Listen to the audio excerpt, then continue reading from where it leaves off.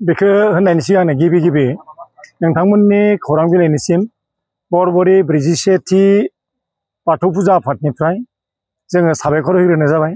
लोगोसेयावनो बेफोरखौ फिननायनि होनायनि सिगांनो गासै बर' रायजो आरो जोंनि हामलायग्रा हारिनि गुबुन हारिनि गासैनोबो जोङो हामलायनाय बावहरग्रोनाय जाबाय आरो गासैनिबो अनसायनायखौ जोङो नोंथांमोननि खौरां बिजोंनि गेजेरजोंनो गिबि हांख्रायग्रोनाय जाबाय।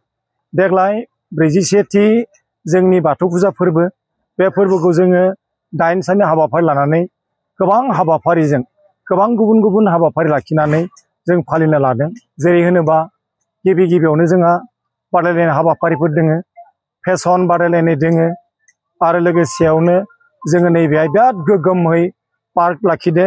नायथाव बाथाव बेसेबांबा साजायनानै जोङो बेहाय पार्क बानायदों आरो लोगोसेयावनो थिग गुबुन प्रग्राम थानाय बायदि जोंहा मिना बाजार दोङो, एक्सप' दोङो, खेराइ दङ आरो गुबुन हाबाफारि दोङो।